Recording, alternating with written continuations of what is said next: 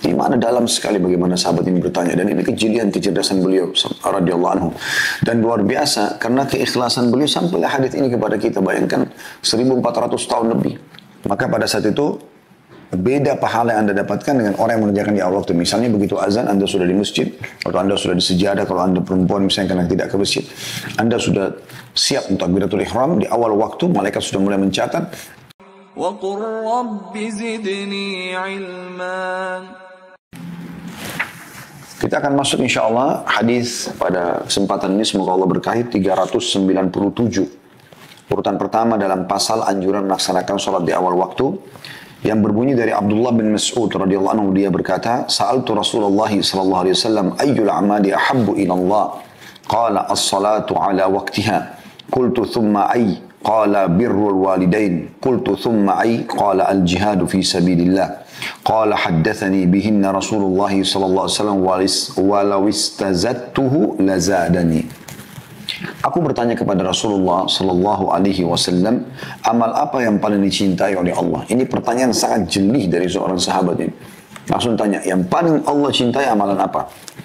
Maka beliau sallallahu alaihi wasallam menjawab, salat pada waktunya. Aku bertanya, kemudian apa? Beliau menjawab sallallahu alaihi wasallam, berbakti kepada kedua orang tua. Aku bertanya lagi, kemudian apa? Beliau menjawab, jihad di jalan Allah. Perawi berkata, semua itu disampaikan kepadaku oleh Rasulullah SAW. Dan seandainya aku meminta tambahan, niscaya beliau akan menambah untukku. Diriwayatkan oleh Bukhari, Muslim, Tirmidzi, dan juga An-Nasai. Hadis ini teman-teman sekalian, hadis yang sangat mulia, menyebutkan tentang keutamaan sholat dan tepatnya di awal waktu. Begitu azan, berhenti semua aktivitas.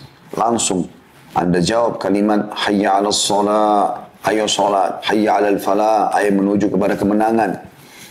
Apapun maslahat dan keperluan Anda tutup. Berhentikan semua. Anda langsung jawab, itu kemuliaan yang luar biasa.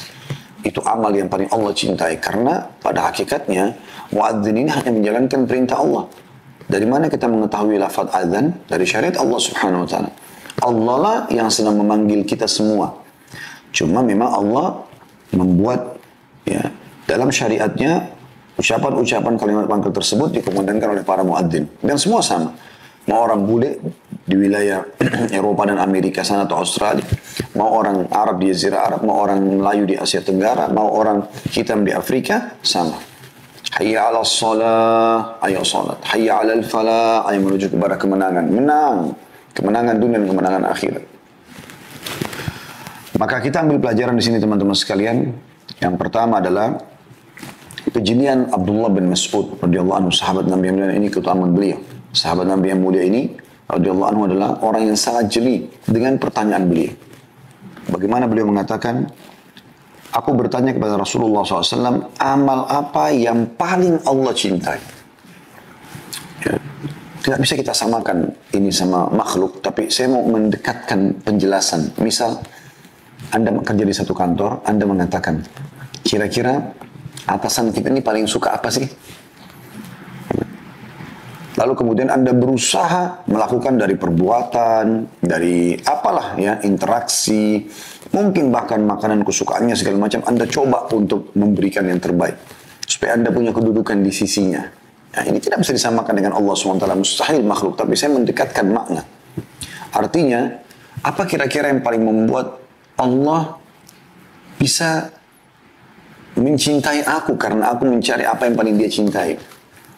Di mana dalam sekali bagaimana sahabat ini bertanya, dan ini kejelian kecerdasan beliau radhiyallahu anhu, dan luar biasa karena keikhlasan beliau sampailah hadis ini kepada kita. Bayangkan 1400 tahun lebih, dan mungkin hadis ini disusun oleh Al-Mundhiri juga sekian ratus tahun yang lalu, dan akan terus terjaga sampai menjelang hari kiamat. Berapa pahala Abdullah bin Mas'ud radhiyallahu anhu karena kejelian bertanya tentang kebaikan ya.